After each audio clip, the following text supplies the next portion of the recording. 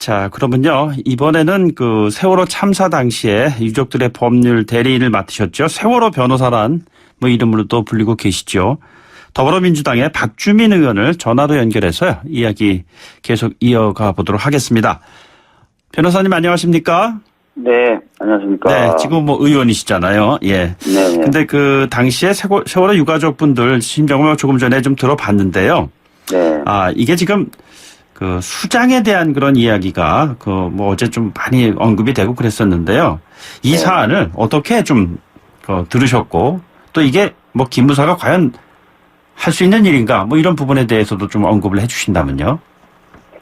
그러니까 그 공개된 문건을 보면은 수장이라는 것을 언급하면서 수장을 해야 되는 이유로 들었던 것이 다른 게 아니라 네네. 임양을 했을 때 정부에게 비난이 가중될 것이다 이거예요. 예. 그러니까 진정으로 어떤 국민분들을 위한다든지 또는 세월호 참사 피해자 가족분들을 위한다는 마음은 없었던 것이고 네네. 오히려 그 가족분들의 어떤 위선을 무시하고 그 아픔을 무시하고 정부의 입장만을 어떻게든 관철하려고 했었다라는 것을 느낄 수 있는 그런 내용이었죠. 예. 그래서 저는 굉장히 좀 문제가 많고 심각하다라는 느낌을 받았고요. 또 방금 말씀하셨던 부분에 대해서 좀 말씀을 드리면 기무사가 할 수 있는 일이 아니죠. 또 해서는 안 되는 일이고요. 네네. 그렇기 때문에 상당히 기무사가 월권적 행위를 많이 했구나라는 느낌도 받았습니다. 뭐 기무사의 업무 영역이다 이렇게 또 얘기를 하는 사람이 있긴 있어요. 뭐 어떤 취지죠 그게? 뭐 이것이 이제 뭐 자기들의 이제 업무의 한 연장선상에서 한 일이지 본질적으로 1, 2, 3 뭐 이렇게 나눠져 있지는 않지만 뭐 크게 봤을 때 그럴 수 있는 거 아니냐 뭐 이렇게 얘기를 하는 사람들이 또 있더라고요. 뭐 말이 안 되죠. 아시다시피 이제 방금도 가족분이 말씀하셨지만 원래 전신이 방첩대에서 시작해서 보안사를 거쳐서 기무사로 온 것이고 네네. 업무는 군대 내의 정보 수집 또 대북 관련된 정보 수집이거든요. 예. 그러니까 말이 안 되죠. 이게 무슨 대북과 관련된 것도 아니고 군사 관련된 것도 아닌데요. 네네. 네. 자, 그래서요. 그 보면은 박근혜 전 대통령이 뭐 눈물을 흘리면서 그 아이들의 그 이름 하나씩 호명하는 뭐 이런 장면 자체도 보면 다 이제 기획됐었다. 뭐 그런 일이었다. 뭐 이런 이야기들이 지금 나오고 있지 않습니까? 물론 뭐 감정에 호소하는 뭐 그런 대통령의 그 모습을 보여준다는 것이 뭐 어떠한 의미를 갖는 것인지는 사람마다 다 뭐 각자 느낌이 다르겠습니다만 자, 이 부분에 대해서는 어떻게 판단하셨어요? 그러니까 사실은 그 당시에도 이제 눈물을 흘리는 장면을 보고 국민분들이 약간 좀 부자연스럽다, 어색하다라는 얘기를 많이 하셨었어요. 예. 근데 실제로 이제 이런 모습이 연출됐을 가능성이 굉장히 크다라는 것을 보여주는 문건이 나온 것이고요. 네네. 그러면은 진짜 이 세월호 참사를 대했던 정부의 태도가 그리고 진심이 무엇이었는지 저희들이 추측해 볼 수가 있는 것이죠. 네네. 아까 그 기무사 문건도 수장이라는 것을 언급하면서 그 핵심적인 이유가 정부에 대한 비난이 가중되는 것을 차단하기 위해서다라고 돼 있었다는 거잖아요. 네. 다시 말씀드리면 박근혜 전 정부는 세월호 참사를 대하는 그 태도, 본심이 중에 핵심이 이 피해자 가족분들을 아우르거나 또 국민분들을 위로하거나 이런 게 아니라 네네. 오로지 정부에 대한 비난을 어떻게 하면 감소시킬 것이냐 여기에만 초점이 맞춰져 있었다는 것이죠. 이게 지금 정권의 지지율을 뭐 관리한다는 차원에서 기무사가 임무를 수행하는 것이다 이런 식으로 이제 합리화할 수 있는 거잖아요. 이 지지율까지 관리하는 게 직무 범위에 들어간다고 보시나요? 당연히 이제 직무 범위에 들 수 없고요. 네네. 기무사가 어떻게 그 대통령의 대국민 담화의 내용이나 방향, 제스처라든지 뭐 이런 것까지 어떻게 지시하거나 또는 조언을 하겠습니까? 그건 말이 안 되는 것이고요. 네네. 아까도 말씀드렸듯이 이 거듭해서 이런 문건이 나오는 것이 보여주는 게 세월호 참사라는 국민적인 참사와 비극을 대하는 전 정권의 어떤 그 마음, 태도의 어떤 민낯을 자꾸 보여주는 것이어서 국민분들도 분노를 하시는 것 같습니다. 이게 좀 기무사가 결국엔 뭐 군의 검찰 역할 뭐 하는 거잖아요. 근데 그 위수령이라든가 계엄령 검토하는 거, 그 세월호 유가족을 사찰하는 거, 뭐 조금 전에 언급하신 그 대통령의 이미지를 좀 뭐 제고하는 거, 뭐 이런 것들에 대한 내용들이 그 문건에 지금 계속 나오고 있는데 여기에서 기무사의 직무 범위와 관련된 부분이 뭐가 있다고 보십니까? 사실 이 중에 기무사가 직접 해야 될 것은 제가 볼 게 아무것도 없어요. 그러니까 예. 위수령이나 계엄령도 합참해야 되는 것이지 이게 기무사가 할 게 아니거든요. 네네. 그래서 사실상 거의 대부분의 지금 현재 나오고 있는 것들은 기무사의 업무 범위를 벗어난 것으로 보여지고요. 예, 예. 예전에 전두환 대통령이나 노태우 대통령은 보안사 출신 대통령들이니까. 네네. 10분 이해할 수는 없지만 그래도 보안사 출신이니까 보안사의 정보를 좀 믿는다. 그런데 약간 더 월권이 됐다. 이렇게 좀 어떻게 보면은 이해할 수 있겠지만 민주화되고 또 문민화됐다고 얘기한 지가 한 20년 이상 지난 상황에서도 기무사가 이런 광범위한 역할을 했다는 것이 이해가 안 됩니다. 예. 자, 이 본연의 업무를 벗어난 것에 대한 부분에 대해서 법적으로 문제가 좀 있다고 한다면은 어느 조항에 접촉이 된다고 볼 수가 있을까요? 우선은 지금 특히 위수령이나 계엄령 관련된 네네. 검토 문건이 어떤 성격의 것이냐.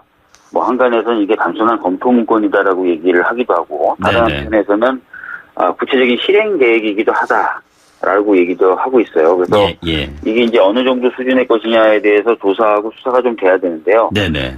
조사 결과에 따라서는 이게 이제 내란을 음모했다거나 네. 또는 내란을 모의했다거나 이렇게 볼 수도 있겠죠. 예. 네.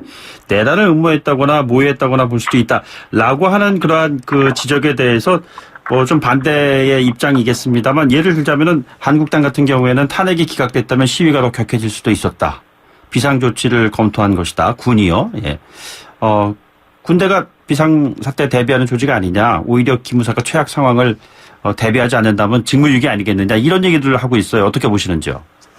그래서 제가 아까도 말씀드렸던 것처럼 그런 문제에 대해서 정확히 판단을 하려면 네네. 이 문건의 작성 배경, 지시자, 그리고 이 문건에 담긴 여러 목적들에 대해서 정확한 판단이 좀 이루어져야 됩니다. 대통령께서도 그래서 특별히 지시하신 거 아니겠어요? 네네네. 네네. 그래서 경우에 따라서는 내란 음모나 모의도 될 수 있기 때문에 이 부분을 좀 중하게 그리고 좀 깊이 조사를 해야 된다는 것이죠. 예. 예. 어제 저희가 이철희 의원을 연결해서 여러 가지 질문을 드렸었어요. 근데 위수령 관련돼서 질문을 했는데 이게 좀 의원의 위수령에 관련된 검토 이런 거에 대한 답변이었다라고 얘기를 하지 않았느냐 그쪽에서는. 그랬더니 이 의원께서는 위수령에 대한 이야기가 병력을 동원하라는 얘기가 아니지 그게 무슨 과대 확장 해석이냐 또 이런 답변을 주시기도 하셨는데 이 부분에 대해서 어떤 의견 주시겠어요?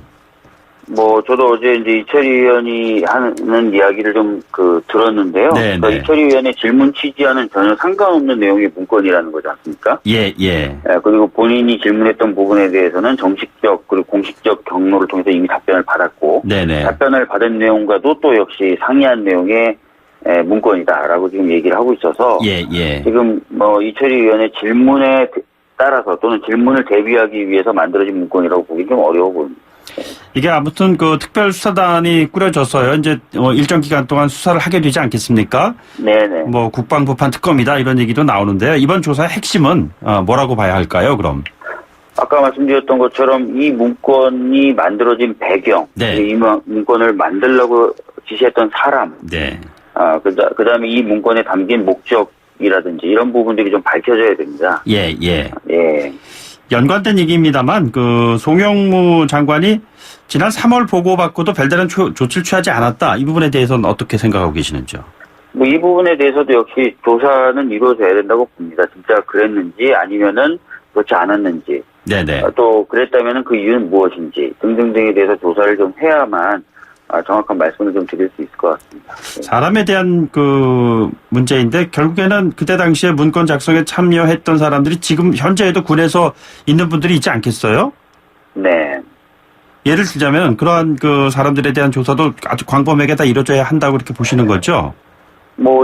이 문건이 갖고 있는 내용이 아까 말씀드렸던 대로 경우에 따라서는 내란을 음모했다거나 모의했다고도 볼 수도 있는 것이기 때문에요. 네네. 작성에 관여했던 분들, 이런 분들도 좀 폭넓게 조사가 돼야 되겠죠. 예.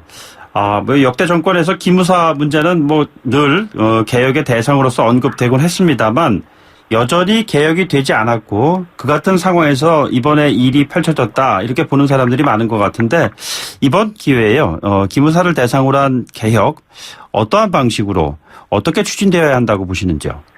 뭐 여러 가지 입장과 의견이 있을 수 있을 것 같습니다. 근데 제 개인적으로 지금은 뭐 준비하고 있는 내용이 있는데요. 네네. 우선은 기무사는 현재 법률적 근거를 갖고 있는 조직이 아닙니다. 그래서 근거가 될 수 있는 법률을 좀 만들고 네. 그 과정에서 기무사의 업무 범위와 역할을 명확하게 규정을 하고 네네. 그것을 넘어서는 행위를 했을 때 처벌하게끔 하고 예. 그다음에 평상시에 감시라든지 감독을 강화하기 위해서 옴부즈맨 제도 같은 것들을 설치하고 네네. 하는 내용들을 저 개인적으로는 좀 준비하고 있습니다.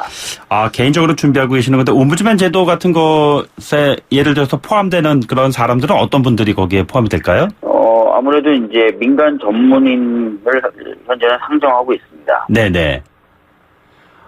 민간 전문인들이라면 뭐 각 분야별로 영역에서 좀 어떤 일을 하시는 분들을 뭐 예상할 수 있을까요? 정보라든지 또는 뭐 그 군 관련된 부분이라든지 이런 네네. 부분의 전문가들을 말씀드리는 겁니다.